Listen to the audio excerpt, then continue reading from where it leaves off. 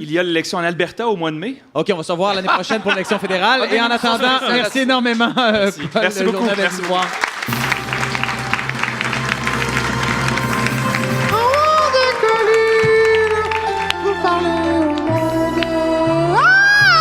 Deuxième partie. On stanne. Pas. Non, on stanne de sa chanson, mais pas de votre chronique. Ouais, c'est toujours triste, les élections, parce qu'on voit disparaître certains de nos députés préférés. Heureusement, il y en a aussi qui arrivent, qui sont remplis de potentiel. J'en ai noté quelques-uns pour chaque parti. Le Parti libéral, d'abord, ils n'ont pas juste perdu leur chef, ils ont perdu François Blais, l'ancien ministre de l'Éducation, qui a été battu par un gars qui écrit son nom, Jonathan, pas de H. Donc, la preuve vivante de la faillite du système d'éducation. Francine Charbonneau, une de mes préférées, elle a gagné, comme d'habitude. Madame Charbonneau, qui est titulaire d'un diplôme en coiffure, c'est pour ça qu'elle est une permanente à l'Assemblée nationale. Mon Dieu, que ça vous rejoint, Jean-Sébastien. Ah oui, le meilleur moment de la soirée. Gertrude Bourdon, elle a perdu. Elle est même arrivée Pas rien qu'un peu. troisième. Elle est passée à un texto de marquer l'histoire avec la CAQ. En fait, elle a réussi l'exploit de marquer l'histoire en ne marquant pas l'histoire. Ben oui. Bravo pour ça. Enrico Ciccone. Je sais! Il a gagné! Il a gagné, mon petit! En entrevue à CBC, il a dit qu'il allait kicker des as à l'Assemblée nationale. Et il a déjà dit aussi qu'il était le genre de personne qui n'est jamais contente, alors il va en avoir pour son argent dans l'opposition. Lucie Charlebois, la ministre de la Drogue, elle a perdu, elle aussi. Elle va pouvoir se consacrer entièrement à ce que ses petits-enfants tombent pas dans la drogue en s'enfargeant dans un plant de potes, comme elle l'a déjà dit. C'est une amie de l'émission qui était venue nous voir. Oui, Ça se souvient. Très gentille, mais à défaut de rouler des battes, elle roulait très bien ses R. Une grande perte pour le milieu des consonnes.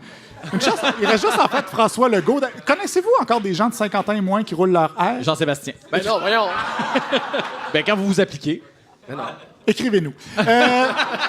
Le bras droit. on dit André écrivez-nous. Sauvé, roule ses airs. André Sauvé, il doit avoir 50 ans, le beau André. Ouais.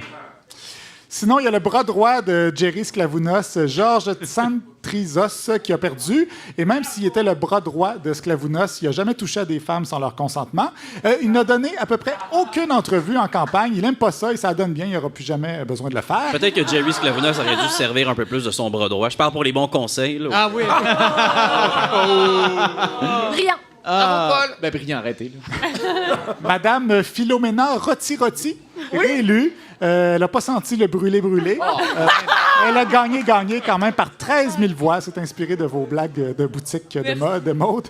Madame Roti, qui va peut-être avoir de la misère avec margarine blé, parce que c'est toujours meilleur avec du beurre, évidemment.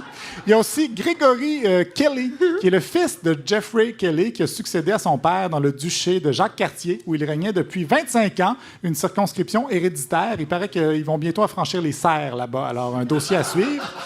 Gaétan Barrette a gagné son élection. Il a déjà annoncé qu'il allait tenter de devenir chef intérimaire du PLQ. On se rappellera qu'en août, juste avant le début de la campagne électorale, la CAQ avait publié un sondage qui montrait que 81 % des répondants ne voulaient plus de Barrette comme ministre de la Santé. Donc Gaétan est visiblement la seule personne qui a pris ça comme un incitatif à devenir chef. Du côté du PQ, on l'a dit, Maka Cotto a perdu. Il va devoir retourner à ses premiers amours de comédien, peut-être. Il va peut-être être inspiré pour jouer des drames. Et vous savez que le premier rôle de Maka Cotto au cinéma, c'était dans le film Marche à l'ombre, réalisé par le comédien français Michel Blanc. Ah oui? Tout est dans tout. Michel Blanc qui a perdu. Elle va pouvoir, elle, recommencer à faire ce qu'elle fait de mieux, soit être malaisante sur Twitter. Jean-Martin Hossan a été défait dans Pointe-aux-Trembles. Peut-être l'occasion de fonder un nouveau parti qui va fusionner plus tard avec le PLQ pendant que lui se joindra à la CAQ. Nathalie Leclerc, la fille de Félix Leclerc, elle a perdu, elle aussi, mais c'est pas trop grave parce que les jokes de chansons de Félix Leclerc, c'est un peu comme l'île d'Orléans. On en avait fait le tour. Mais au moins, une note positive pour le PQ. Ils ont réussi à faire élire Joël Arsenault aux Îles-de-la-Madeleine. Joël Arsenault qui est banni des élections municipales partout au Québec parce qu'il est un peu louche. Mais là, il va être à l'Assemblée nationale. Mais par 21 votes, hein? Non, il va y avoir un recomptage, à mon avis. Hein? Il n'y a pas beaucoup. Oui, systématiquement. Si c'est en bas de 100 votes de différence, il y a un recomptage. Voilà, excusez-moi, j'ai Plaisir pour la précision. soirée Mais électorale. à propos d'Enrico Ciccone, on aurait dû le voir. Quand une équipe échange un vétéran contre Enrico Ciccone, c'est pour tanker et avoir un bon draft pick. Donc, Ah! Les gens comprennent pas, mais je trouve ça intelligent.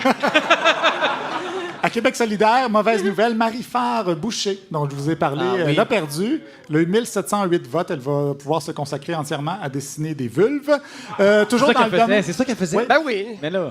Son talent caché. Toujours dans le domaine des noms bizarres, il y a QS qui a réussi à faire élire celle que son père voulait appeler Émilie et que sa mère voulait appeler Lise. Ça a donné Émilise Lessard-Terrien. Elle est agricultrice et a commencé un bac en éducation qu'elle va mettre en jachère, j'imagine. Catherine Dorion a gagné, la première députée ouvertement polygame ou polyamoureuse. Je ne sais pas trop comment on appelle ça. Et contrairement à ce que Jean-Sébastien me disait en réunion, on n'appelle pas ça une guidoune, Jean-Sébastien.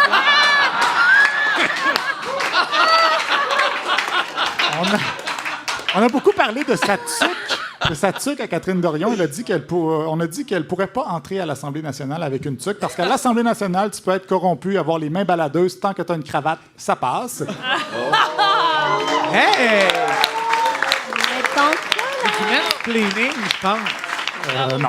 Il y a d'autres partis aussi qu'il ne faut pas oublier. Il y a Yves Saint-Denis, qui est l'ancien libéral, qui s'est présenté comme indépendant. Il a perdu, évidemment. Ça, c'est lui qui envoyait des photos de sa zouine à une collègue de travail. Il avait dit pour se défendre que, tout le monde fait ça. Et il va avoir beaucoup de temps pour faire de la photographie, où il pourra peut-être aller travailler au centre d'interprétation de la Courge. Alice Sécheresse du Parti vert, elle a perdu 1049 votes. C'est vrai qu'il y a beaucoup plus cette semaine. Adrien Pouliot, le chef du Parti conservateur du Québec, a eu 8 % des voix, malgré ses 78 entrevues hebdomadaires dans les radios de Québec. Il est quand même content, comme il l'a expliqué dans une vidéo sur Facebook. Les gens me demandent, puis Adrien, es-tu content de tes élections? Hey, mais-en que je suis content. Hey, mais-en qui est content.